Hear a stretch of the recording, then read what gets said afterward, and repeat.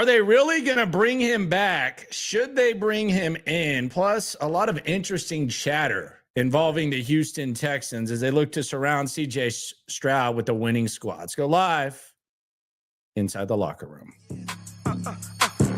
Yeah, it's the locker room on YouTube. You know what it is. Let's get it. Hey, locker room. Yeah, we in the locker room. Texas talk. Yeah, you know what we about to do. Localize every angle's what we really do. We the source, we the pulse of the city too. Landlocked, got the game in the headlock. Localize every time, can't stop, won't stop. Yeah. Hell of a lot going on. It is the locker room, number one source for Texans digital content. This video brought to you by BetUS. They got the casino popping. The sports bets are popping. College basketball is about to intensify. YouTube 150 is the promo code to get involved. A little late night casino action never hurt anyone.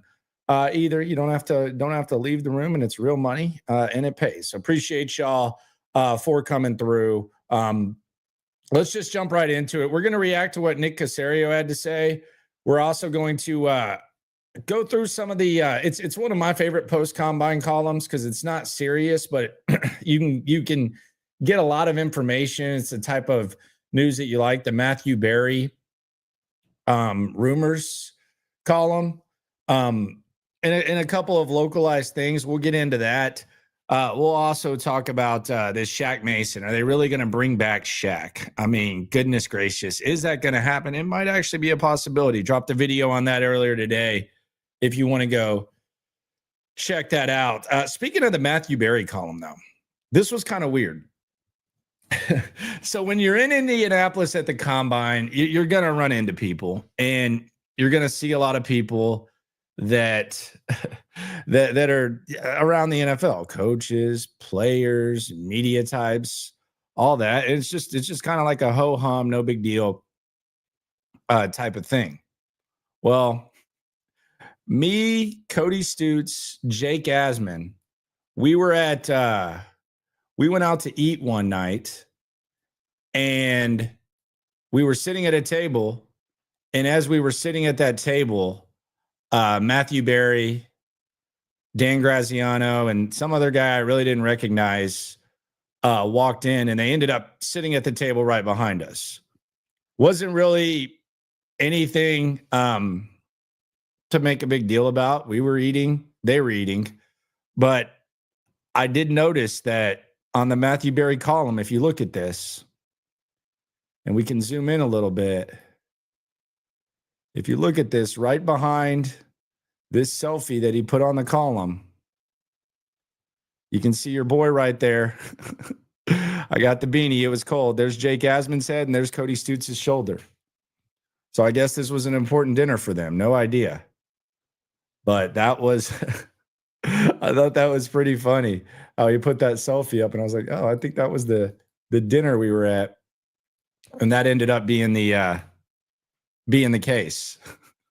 Kind of funny, I would say. So that was the Matthew Berry column. Hilarious. I wasn't photobombing. I was chilling, to be honest. I don't know what was going on there, but yeah. So kind of funny. Some interesting nugs from him. We'll get into in a sec. But Matthew Berry had some interesting things to say about Stephon Diggs that we'll get into. Also, the Tennessee Titans. We'll get into that. But the big news today in the NFL, I don't know whether this impacts the Texans or not. Most people believe it does not. But Davante Adams released by the Jets. That whole supposed to be some sort of revival type vibe with him and Rodgers ended up being kind of a disaster, except when they played the Texans. I think that's what they envisioned it looking like most of the time. It only looked like that when they played the Texans. So naturally, Davante Adams gets released, and the question gets asked, should the Texans be interested in Davante Adams? For me, the answer is, if it were a possibility, probably. But there seems to be belief that he wants to be on the West Coast and that he perhaps wants to play with Aaron Rodgers again, which would be hilarious. I saw that Max Crosby had said that Aaron Rodgers in Vegas would be legendary. So seems like he's kind of pushing for it. I don't know that Davante Adams goes right back to Las Vegas. That would be hilarious if he so decided to do that. But the Davante Adams, I mean, I think he's a better option than Stephon Diggs. I think that he's got a little bit of ball left. I think he'd be good with CJ Stroud. I think you bring in a young guy. I'm not opposed to it, but it seems like he's got a lot of options. And this was from Barry's column. He said, speaking of Stephon Diggs, the Stephon Diggs situation, he said that Diggs being over 30 and coming off serious injury, despite that, there's a real market for Diggs out there. As a result, the team may not be able to bring him back. My source tells me it's 50-50 Diggs is back with the Texans. What does that market look like? Serious question. What does the market for Stephon Diggs look like? What are we talking about here? You're talking about a guy coming off a torn ACL. There were questions about him last year. They didn't end up playing out. Nothing terrible happened. But it wasn't like he just set the world on fire with the Texans. What exactly does the market look like for Stephon Diggs? Are we talking like a 2-year, $40 million deal? Because he wasn't bad last year. He was actually the most impressive wide receiver in camp. But I do wonder what that market looks like for Diggs. Because I just don't know how that exists at this point. Maybe it's kind of an indictment on the draft this year as opposed to last year and previous years where the veteran wide receiver group wasn't as appealing as the draft. Like Hollywood Brown last year, I think if he were in this market, I don't know that he comes away with just a 1-year, $9 million deal. I mean, they're talking about Darius Slayton as an intriguing option in this wide receiver market. That tells you all you need to know. Darius Slayton's had 800 yards 0 times in 6 seasons. And they're talking about Darius Slayton as an intriguing option in this market. So maybe there's someone who wants to pay Diggs. Maybe there's a team that wants to win now. I find it interesting. And with the Davante Adams thing, to me, I know this isn't necessarily a Texans thing. I think it's kind of wild that Davante Adams gets released and Deebo Samuel gets traded for a 5th. It almost makes me wonder, did Washington really have to trade for Deebo Samuel? Like, is someone going to trade for Cooper Kupp? I could see the possibility. But are these guys just going to end up getting released? And the Matthew Berry thing, I mean, the article is titled, rumors that I heard at the Combine. I mean, he's talking to a lot of guys. Just the most interesting things he's heard. Last year, he said, last year he hit on the Diggs thing, and he missed on some other things. But yeah, I think it's interesting with the Berry thing. I just don't see there being that much of a market for Stephon Diggs. I could be wrong. I mean, he's talking to a lot more guys than me as far as like with Stephon Diggs, because it's hard pressed in Houston to find someone who really has a clue what Stephon Diggs is doing. Stephon Diggs hasn't.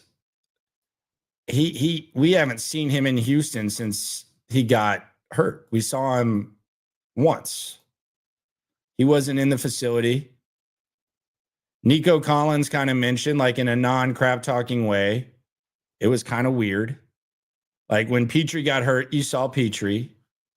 Kenyon Green, you never didn't see him. Diggs was gone. You never saw Diggs in the locker room during a practice or anything like that. So Your guess is as good as mine. The only time I see Stephon Diggs is on TMZ. A lot of times it's there was some instance where some dude accused him of doing some weird stuff that I didn't even really know what was going on there. There was the pregnancy fetish talk, whatever. By the way, who goes and watches prego porn? I'm sure there's some sickos in here. Who does that? Some real sickos. I don't know what's sicker, the prego or the anime. Don't understand that. Pretty bad. High-grade marijuana called Kush on the streets. And then you had him on Valentine's Day. I guess he was with Cardi B. So that's all that I've seen of Stephon Diggs. That's it. I think the options, and Barry brought this up too, and we're going to incorporate Barry's column throughout this stream.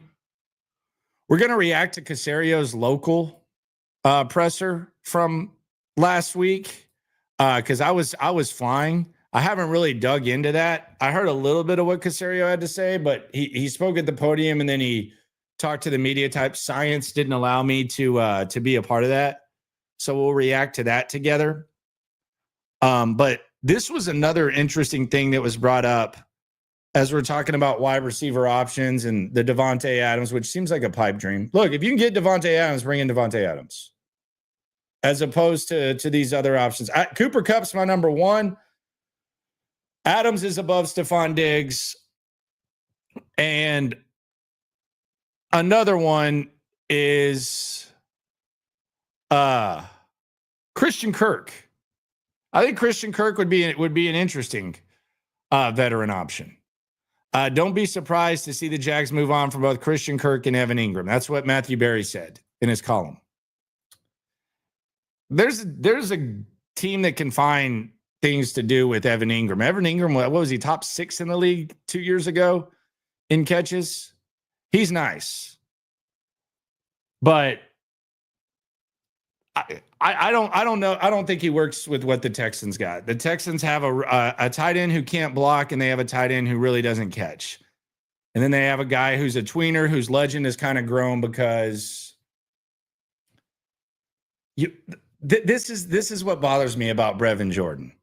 And Corey says can't crack an egg twice. I don't know what that means. Sometimes Corey just throws out some stuff, and I'm like, all right. Sometimes I'm on this. I don't know. Can't crack an egg twice. Elaborate on that. But let's not talk about porn at the gym. You're going to get me bricked up. Don't know what. That's crazy. That's crazy. But the Christian Kirk thing, I'm interested in. The thing that I find fascinating about the Texans is the tight end position is really suspect right now, and it almost feels like the legend of Brevin Jordan has kind of grown like really high because you watch Dalton Schultz block. And I'm not saying that Brevin Jordan hasn't improved his blocking. I'm not saying he's a good blocker. I'm just saying that the fact that he was not there and you had to watch Dalton Schultz do all that, all of a sudden he's getting talked about as if he's like some sort of good blocker. And that's not the strength of his game. He can offer you a lot of things in the pass game. He can offer you a lot, and he's becoming a better player. But Brevin Jordan was in a make or break year last year. Like we could have easily seen Brevin Jordan play his way off of the team. Like I don't know, like it wouldn't have surprised me one way or the other more if Brevin Jordan would have played his way into being a very important piece of things, or if he would have just had a mess season and we would have said, okay, we probably need to upgrade there. But because he got hurt and because we saw the tight ends do what they do, it almost feels like there's like some sort of belief that, well, okay, everything's going to be better when Brevin Jordan gets here. Yeah, I don't get that. I think the tight end position is a little suspect. You said no to pregnant. Oh, okay, can't crack the egg twice. Okay, I see you. Okay, it is guaranteed. Hey, people want guaranteed money this time of the year. You want guaranteed no extra bills. So I can see that. Okay. So Corey might be searching a little prego activity. Okay. I can support that. not, but hey, different strokes and folks. The anime I'll never get. But yeah, the Brevin Jordan thing is interesting. I'm down with the Christian Kirk thing, the Christian Kirk idea. The Diggs thing, I think that you've gotten to the point now where I just think I think you did what you needed to do, and there's some harm, but it's not as bad as it could have been. I think moving on would be fine at this point with where you are. The other thing about it is, and I think people have started kind of talking about this, like when you see what these other receivers are going for, and you see these other receivers getting released, and you see, I know I've talked about that they basically traded back 19 spots for Stephon Diggs, but that's not as cheap as a 5th round pick for Debo. That's not as cheap as Davante Adams getting released. I don't think Cooper Kupp's going to go for that. So, and Keenan Allen, you were offering a 4th next year. It does seem like they gave up a crap ton, like relative to what we're seeing other veteran receivers on the back end and disgruntled get, especially with the salary cap situation Buffalo was in. And this might be a hindsight thing, but over time, like hindsight, I think you can have a gray area to it. I think if you don't use hindsight when you have the benefit, I think that's dumb. But you also have time to get more examples and see what's going on with other teams. Hell of a lot for Diggs. When you look at the leverage, where he was in his career, the questions, I mean, and also like who you were dealing with. Like Buffalo was releasing everybody. They were releasing everybody was getting released in Buffalo. They were handing out releases. They were having to trim fat. And then you made that move. So yeah, you ended up getting Kamari Lassiter. It's unfortunate that Diggs got hurt, but when you look at what these other veteran receivers are going for, and you see what you gave up for Diggs, pretty damn expensive, to say the very least. Shaq Mason, there was some other news, and I think this is kind of important. And I do wonder if this is going to go down or not. But that's the one relevant nugget of the day, the Davante Adams move.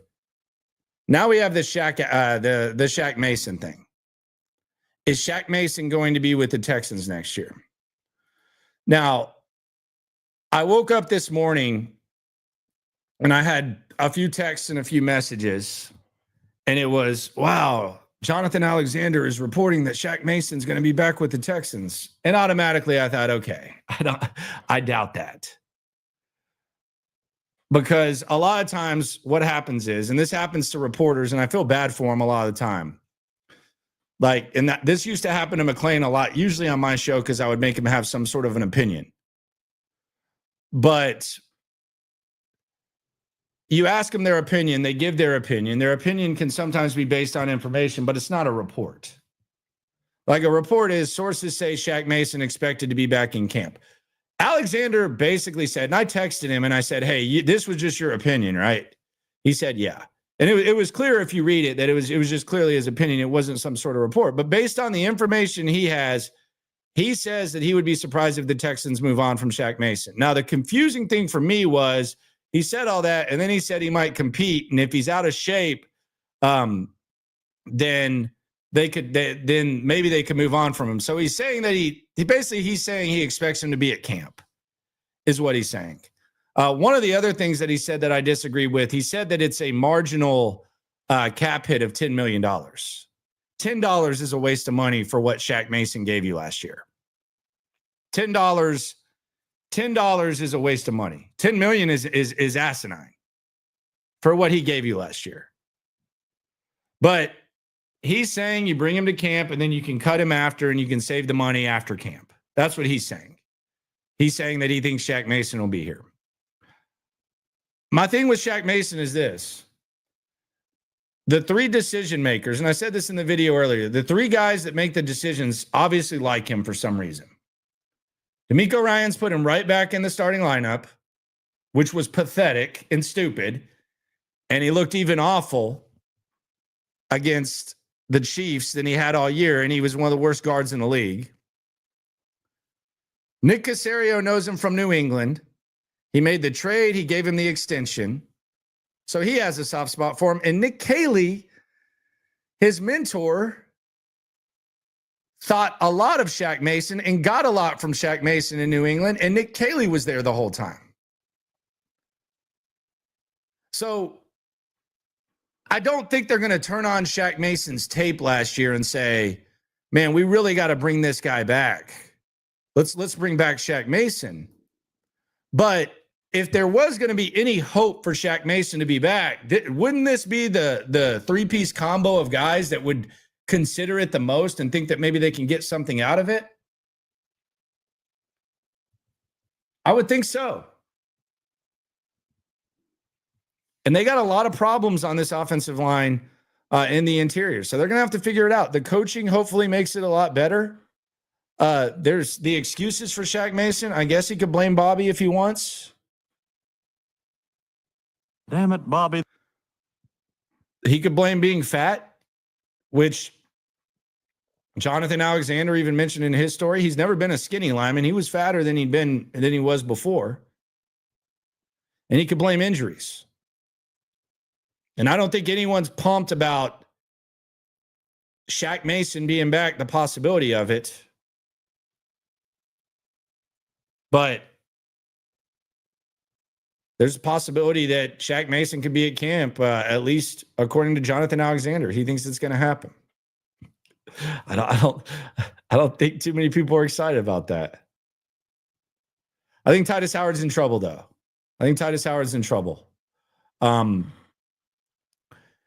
You can save some money with Titus. Titus is not going to be a tackle.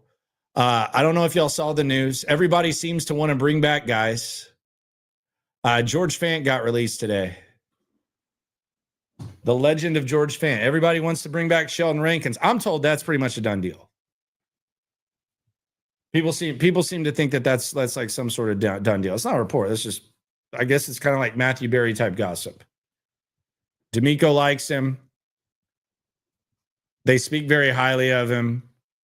Kind of a rotational guy, one of the leaders.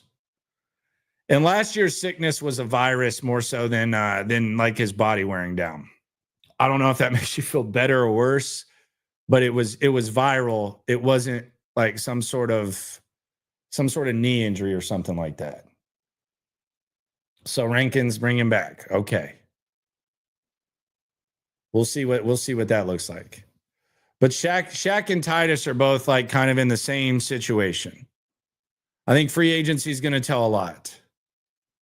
Do they bring in a left guard? Draft will be another step. But both of them are going to get spoken to about new contracts. They're going to have to figure something out. Because the dollar figures that they're playing for right now probably not gonna fly. And I don't know that they're going to go get similar type of deals somewhere else. Maybe a change of scenery would help Titus. Don't know. But the O-line situation, is Rankins washed? I don't know. I don't know if he's any more or less washed than he was 2 years ago. He's older. He missed some time with Cincinnati. It's usually not a good sign, regardless of the why, if someone signs a deal and they're gone and they're back on the market shortly after that. But there is a weird thing, and I don't want to generalize it, and I don't want to talk down on like to a general group of fans, but there does seem to be like some sort of desire to bring back every player that's ever played with the Texans before. Which is I guess there's sentimental value. I just don't know like what the sentimental value is to. Like what are like the glory days? Like every time there's an OC opening, it's like bring back Kubiak. I like the Kubiak days too, but I mean, damn, they didn't go to a conference championship or anything like that. Like the Sheldon Rankins, they won a playoff game. And it seems like there's just like a thirst for former players. Oh, George Fant, got to bring him back. Why can't they find guys like that? I feel like they've kind of shown that they can find guys like that. Go back to Steven Nelson, kick the tires on him, get rid of him at the right time. Rankins, they did it with Settle this year. Thought they did a good job with Mario Edwards. It's usually on the defensive side of the rock. It's not necessarily on offense. Singletary, they brought him in. They did well. I'm talking D'Amico and Nick. I think they've done okay with Jimmy Ward. Bring him in. I feel like they've done all right at that. But it seems like everybody just wants to bring back guys who played for the Texans before. I don't get it. Bring him home. DeAndre Hopkins, I can already see where that's going. That's all over the internet.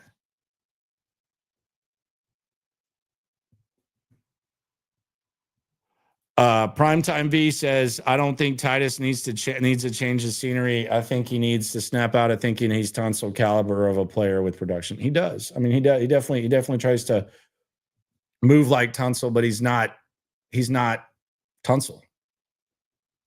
And if you want to copy anything with Tunsil, get whatever that diet is, figure that out. I think Tunsil's come in better shape physically each year. I know he's been hurt. But as far as like what he can control, I feel like he's done a pretty good job of that.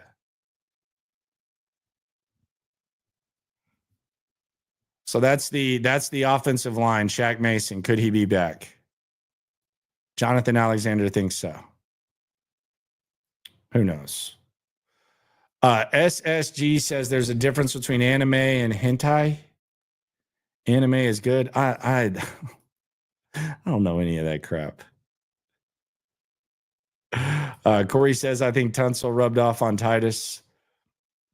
They think they're hot bleep without having to put good stuff on the field. Tunsil puts good stuff on the field. But I do think there is a little bit of copycat there. Other Matthew Berry nugs that I found interesting. Shador Sanders. Could Shador Sanders fall in the draft? Matthew Berry said he talked to two GMs, and he said they both said it was a bad meeting and that he came off as unprofessional and disinterested. Both also said that after the meeting, they had lesser opinion of him prior, but both loved Cam Ward. I mean, if Sanders falls or if Dart's there at 25, that's a dream for the Texans, because then you can start thinking about trading. Tight end position, this is Madden. But Matthew Berry said that when Ravens GM Eric DeCosta was asked about Mark Andrews, it sounded like he's played his last down in Baltimore. Could make sense. They got likely. They got some bills to pay. Mark Andrews, receiving tight end, coming off a pretty rough go the last time he was out there.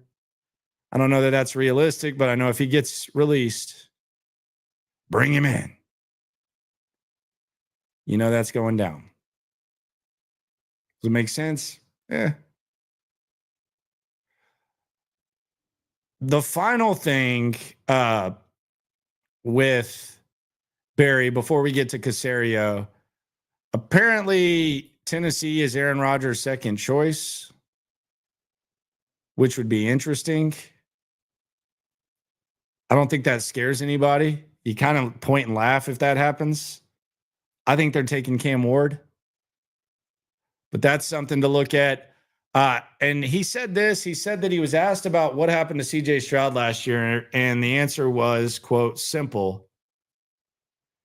The offensive line was bad, and then he got the yips.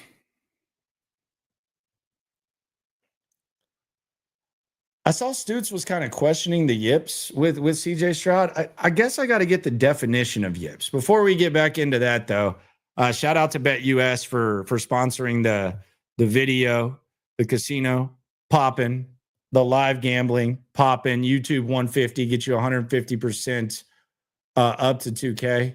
Right now, I'm on the UNLV game, and I am on the The final NBA game of the night, the Clippers and the Suns. The under doesn't look too good right now. I'll be honest with you. Doesn't look great. We might be alive. We'll see. But I'm on that. You can be as well. Go to BetUS, promo code YouTube 150. And if you want to play a little blackjack and stuff, you can do so as well.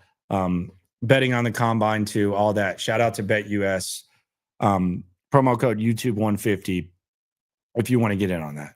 Let's hear from old Nick. Let's hear from old Nick and what Nick Caserio has. In the life of Colby, the Texans wouldn't draft a QB at 25. Someone would want to trade up and get the QB. Come on, man. But let's hear from Nick Caserio. Here's what Nick Caserio had to say. I didn't really dive into this, so we're doing this for the first time. Let's try to get some context clues from the GM of the Houston Texans, Nick Caserio. Let's hear what the hell he had to say at the NFL Combine when he met with the local media types. As far as camp was concerned, you went out and bringing some of the guys that you brought in. This year, you're going in and you're a little bit cash strapped. How do you still feel the needs that you all have as far as through free agency, but also through the draft? Yeah, I mean, look, I think we'll have some flexibility here. So by the time we get started, I mean, I think we're able to kind of create a little bit, go back to last year. So I think we'll be able to kind of put ourselves in a position to add some players, to the team here as we go here in the next few weeks. So D'Amico talked yesterday. I think we have a pretty good team. We got a number of players that are returning. We have some players that are going to be free agents, 24, 25 players. Probably going to lose some players. Maybe a chance to re-sign some of those players, and if we don't re-sign some of our players, then maybe there's an opportunity out there if that makes sense. So we'll just be opportunistic. We'll try to find players that have a very defined role that kind of fit, and then try to match up the role with the contract value. And if it's no kidding, dude, we'll try to find players and match up the contract. Yeah, I got you. But he did say flexibility. You create that by restructuring contracts, et cetera. But yeah, no kidding, Nick. a match, great. If it's not, then we'll go to the next thing. Let's say probably a pretty good opportunity for us in the draft as well.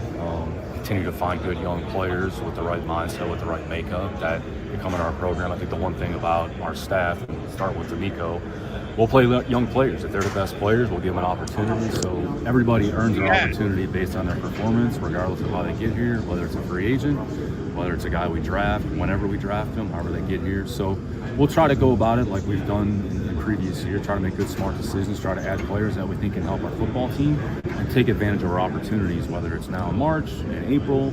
I'm sure there'll be some things that come up in training camp. And then once September starts, there's probably going to be some opportunities there as well. So there's no finite time period. Well, if we don't get set player or set position March 15th, what are we going to do? Well, let's go see what the inventory is that's available. We'll see what's left and just try to make good, smart decisions. Back off that, you get very long. It seemed like you are pretty aggressive last year. Do you think you can somewhat be aggressive this year, regardless? The mindset's the same. Try to find good football players. Look, there's always a cost associated with the players. So you evaluate the market. What's the cost associated with a player? Can you fit that player within the parameters that you have? If you can, great. Okay. Then if not, let's go to the next player. I'm sure, I'd use Bond as a really good example, right? He signed 1 year, $3.5 million contract. Man, he wants to find Bond. I mean, that's a credit to He's brought up Bond now 4 times this offseason. He loves the ego. He likes to find the bargains and let him go get paid elsewhere. Howie and their staff, and now he's going to capitalize in free agency. So maybe there's an opportunity like that. So just because you pay X player X number of dollars doesn't necessarily mean, it's going to result in whatever production. I mean, we had some players last year that kind of fit the bill. I mean, Daniil obviously had a really good year, and he's a premium player, so there was a cost associated with that, so we went ahead and paid that amount. So maybe there's another player in a different category. That's part of our job. That's part of the pro scouting staff's job, is to identify those players. We'll just find out where the opportunity is, and maybe there's a mismatch from a market standpoint, and just try to make a good, smart decision. Nick, this feels a little bit down the road, but kind of similar to Nico Collins, where you have a player homegrown like Derek Stingley expressed a desire to play for you guys forever, he said. What is Aaron loves the Stingley question, man. Aaron loves the Stingley question. I mean, to you, just the guys want to be here, and just about that kind of player, his development, and what you've seen from Derek to be a candidate for something like that. Yeah, I think it speaks to D'Amico and the coaching staff, and it speaks to the players that are in the locker room. They're not making a decision to stay in Houston because of me, that's for sure, or should they? So, but I mean, Derek's a great player. I mean, he's helped our team immensely. He's improved each year. He's earned an opportunity to put himself in a position. I'm sure we'll have some conversations here at some point. We're not going to put a timetable on anything. If we get something worked out, we'll get it worked out. If we don't, well, we'll just try to figure out when the most appropriate time is. So Derek's a great player. He's expressed sentiments about wanting to be here. We want Derek to be here. There's a process that we'll have to go through. Got a good working relationship with David. So, we'll see kind of where that leads us. So, but Derek's earned the opportunity here because of his play and because of his performance, and the fact that he wants to be here is because of the players that are in the locker room, and because of what D'Amico's done, with the program and putting ourselves in the position that we're in. You've expressed how important the interviews are in the combine process. D'Amico sort of echoed that yesterday. How do you avoid putting too much stock into that conversation, maybe in a good way, but also in a bad way? Guy has a bad day, or he's been doing medicals since 6 a.m. Or how do you avoid something like that? You factor everything in. So we have so much information that we've accumulated to this point. Our scouts do a phenomenal job. Like, we have a database on players of character entries, and hey, here's the observation here. We've reviewed that. We've talked to some of these players. The All-Star game, does that match up with some of the character from the fall? So this is really kind of the next opportunity, and it's really a chance for D'Amico to really spend some time with the players. And really the way we approach it is just figure out what's their story. Every player has a story. It's very unique, and this is our opportunity for them to tell that story to D'Amico, to Matt Berg, to Nick Caley, to coaches. So there's the formal component, those 45, and then the informal component as well. So we'll talk to a number of players that are here, but it's just an opportunity to continue the evaluation. To your point, you don't want to put too much stock either way. We feel that we've identified certain players. There's a reason that we're having a conversation with them. It doesn't mean they're going to become a Houston Texan. It just means, all right, we feel that they have the attributes and the qualities that are necessary to thrive in our program. So you start there. If a guy has a one-off, all right, what happened? Maybe we ask dumb questions, or they weren't prepared for something, and you go back to the drawing board. Maybe have another touch point. So you're just trying to confirm some observations, and then by the end of April, say, all right, here's the profile that we have on the player. Here's what we think we're getting in that player. And then once they walk through the door, they kind of reset and go back to ground zero. So the interview is a big part of it. A lot of it is just their story, their background, their why. And we make it, D'Amico mentioned this yesterday, it's very conversational. Like, we're not trying to put anybody under the hot lamp. It's not the Spanish Inquisition. It's just, hey, we just want to continue to learn about you a little bit more and figure out whether or not you're a fit for our program or you're not. These report cards that are coming out today, is that something you value, you look at? Is it done in a manner? As long as I'm out of it, so they don't grade me. No, I think it's a credit to the program. It's a credit to the operations staff. Like, there's, about nutrition and the training staff. So I think it's a credit to those people in the building. Our job is to serve the players, and what we try to do is provide the resources to the players that they have available so they can be successful. And it's a credit to the engineers for giving us the resources and the opportunity. So I think it's a reflection of the players feel welcome. They want to be here. They see that we're providing the services that help make them successful. If there's an area that we can improve, I think the sauna was in there or something like that, well, we're going to put the sauna back in. So, we had to take it out because of COVID and some of those other things. But whatever we can do to help the players so they can perform at an optimum level, that's part of our job and responsibility to identify those things. So it's nice to be thought of positively, and it's a reflection. Players talk, so to go back. They are thought of positively, though. That's not a lie. Like, it is, whether it was the defensive prospects, whether it was the offensive prospects, like they are thought of and pretty well respected, from Tank Dell to Joe Mixon to D'Amico's defense as a whole. I will say the Texans have become pretty popular among the kids. That is not a delusional thought by Nick Caserio. That is a very, very accurate assessment. In a very short time, this has become a very popular squad. To Aaron's question, if the players want to be here, it's because the players that are in the locker room, and it starts with D'Amico. We have one of the best head coaches in the league, so who wouldn't want to play for this guy? So those are the things that we're proud of, and we want to continue to put our best foot forward and just continue to bring quality people into the building. Nick, this is our first time being able to talk to you since Nick Caley got hired. What went into the decision to move on from Bobby, and what attributes was there to hire Nick Caley? Yeah, I mean, D'Amico talked about it. This was a very difficult decision. I mean, Bobby did a lot of good things for the organization. We had a lot of respect. We just felt, this was the best thing for us. And D'Amico felt like this was a decision that we needed to make. So we went through a pretty extensive interview process. We talked to a number of candidates, 8, 9, 10 different candidates. We had spoken to Nick 2-3 years ago, whatever year that was, 22, whenever D'Amico was hired. So Nick's very highly thought of in the league, has varying levels of experience, different systems. Started on the defensive side of the ball, so whenever you start on the opposite side of the ball, sometimes you have a different perspective. He's got a good attitude, he's smart, he works really hard, he's very flexible, he's adaptable, he's worked with a lot of different types of players and personalities. And his tight end room in New England it wasn't a bunch of player boys. So Rob's a great guy, but he had Gronkowski, he had Marty Bennett, he had a lot of great players who were great dudes and helped our team, helped us in New England win a lot of football games. So I think the big thing for Nick is just coming in, kind of figuring out our team, what do we have coming back, what's the vision for those players, all right, what do you think? We'll have conversations. I mean, D'Amico and I talk about our team and the players constantly, and we just want to make sure we're matching it up and we have a similar vision. If there's a mismatch or something that we need to do, all right, where is that player? How do we fit him in? But excited about the opportunity that Nick's earned for himself, and right now it's about work and it's just kind of putting the foundation in place, getting a chance to spend time with the coaching staff. I mean, they're going through the playbook installation, terminology, what we're going to call things, defensive terminology. This way, when the players come in April 21 or whenever we have them, we're ready to go. Nick, you all actually pick at 25. Sorry, I missed the first part. You all actually pick at 25, or do you remain open to potentially moving up or moving back? Of course, he remains open to moving up or moving back. Of course. Also, what do you think about the depth at some of the positions that you all have before you tackle? What do you think? I think you always going to be open, just based on your history. Yeah, he said, what do you think? He'll do that to you. And Caserio on the side is hilarious. He'll come up, what do you think? What do you think? What do you think's going on? Last time, like just on the side, like he'll ask, like, hey, what do you think about what's going on in Austin? What's going on in Austin? What do you think about these guys?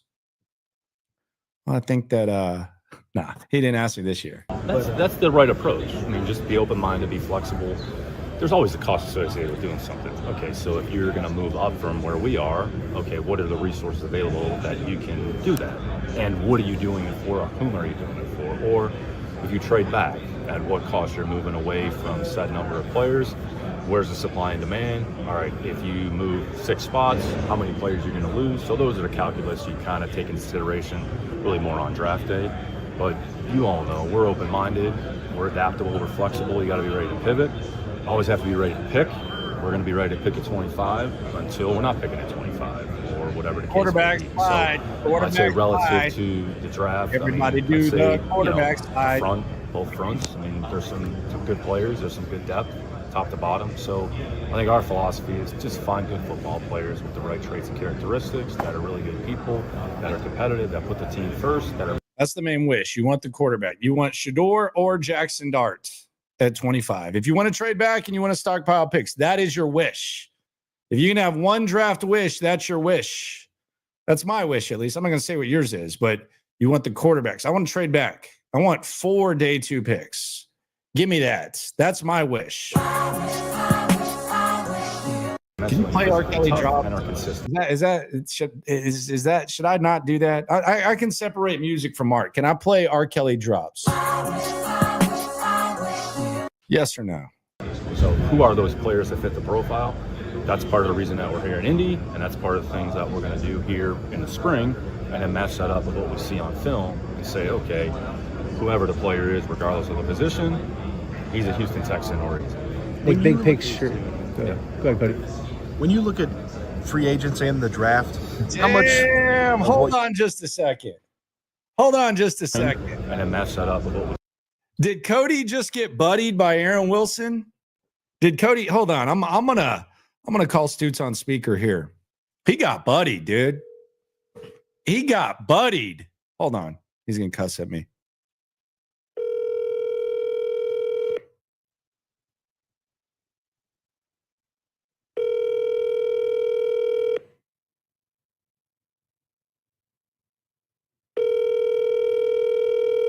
He got buddied, dude. Hi, you've reached the voicemail box of Cody. Dude, come on. I'm going to double him up just to piss him off. Here we go. We're live, man. We got to check this tape. We got to go to the review room. This is a big replay. This is like a game-changing replay right here. I think he got buddied.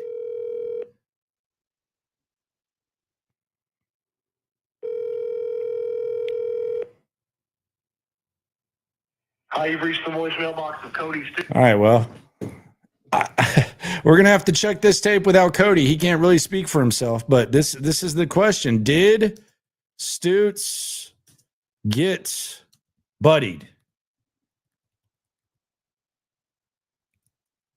Oh, he's at the rodeo. He says he's at the rodeo. Okay. He's seeing Reba McEntire. I think Stoots got buddied. We're going to have to check the tape. Here we go. Is Buddy a guy? I've had people, some people think Buddy, some people think that Buddy is like a non-condescending thing. Some people think it is a condescending thing. I don't know.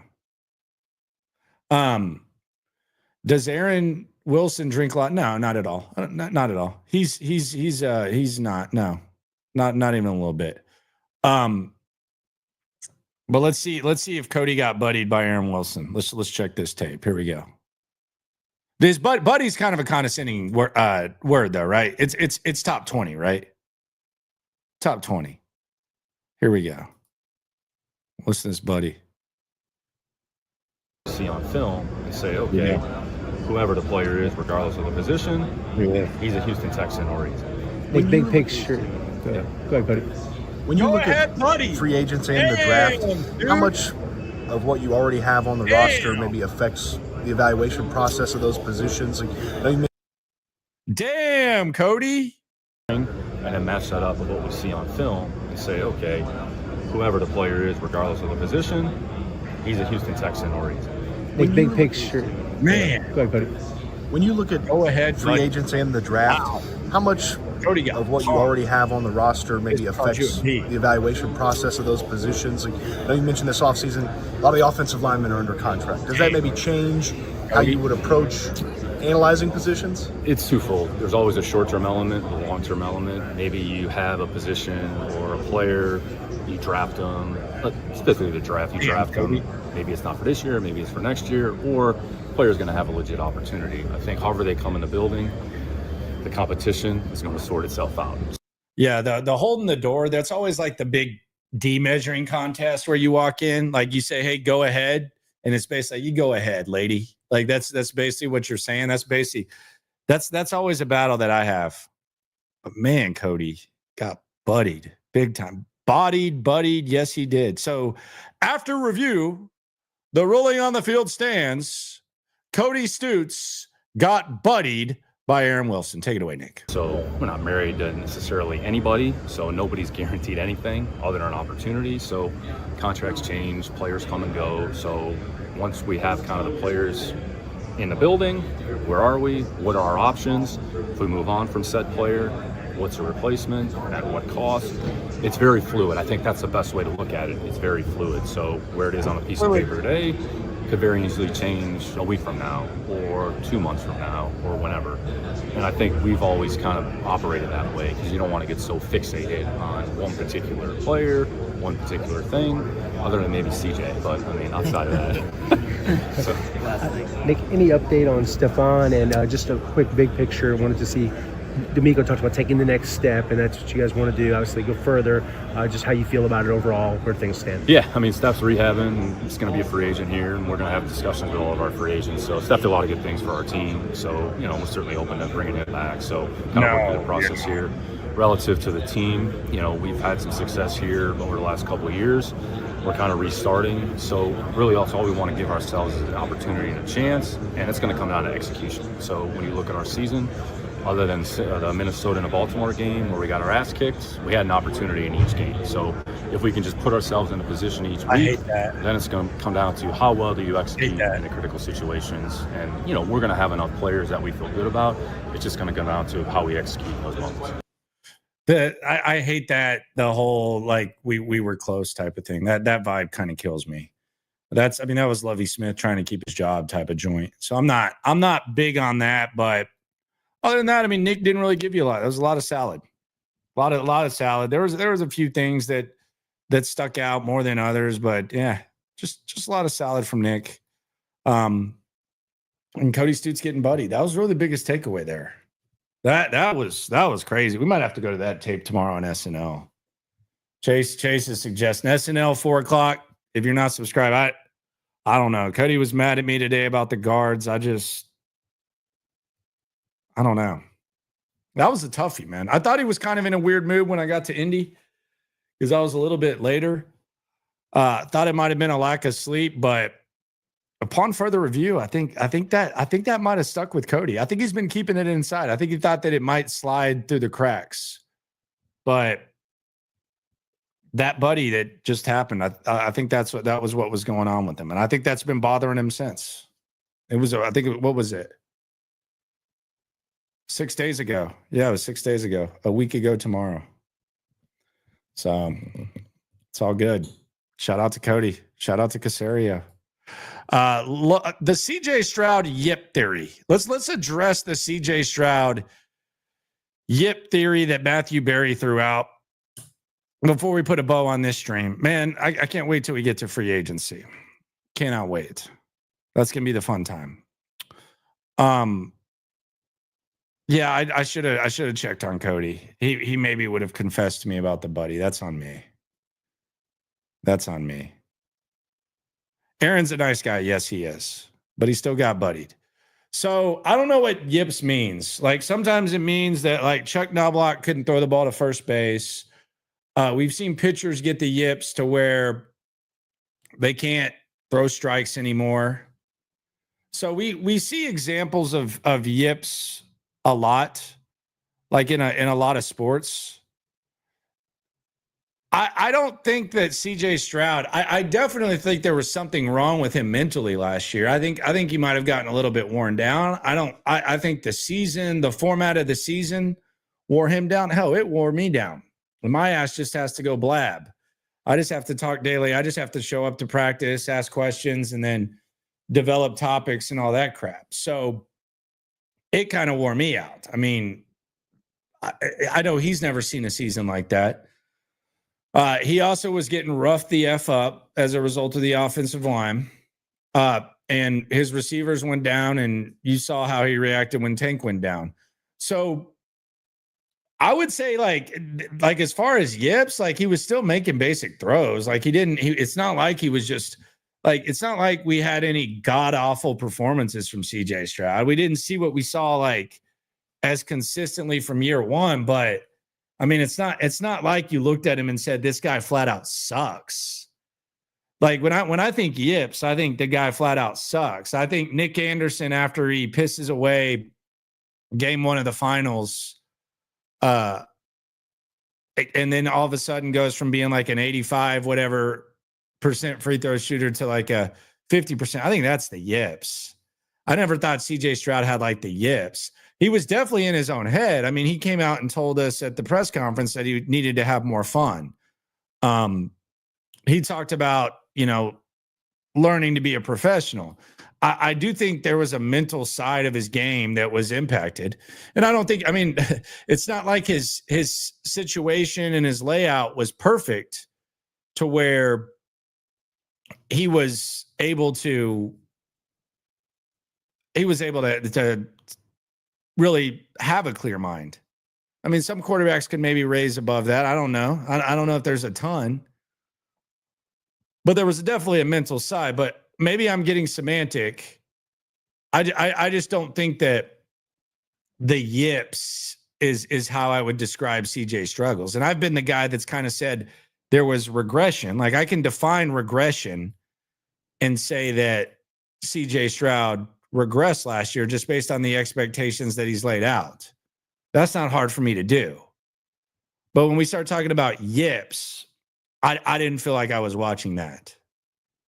So was there something mentally going on upstairs with CJ Stroud? Yeah. I mean, he told us that. Like, he himself told us that. But did he have like some sort of massive problem? No, I don't think so. So I would kind of dismiss the possibility of the yips. The old CJ showed up in the playoffs. Did he? I mean, yeah, he played pretty well. The final, there were some awareness things at the end. Trying to call the timeout, 2-minute warning when he got roughed up, but yeah, I don't think he had the yips. I thought he was fine. Schultz flat out sucked last year. Like, there's no regression there. He flat out sucked. But yeah, yips, nah.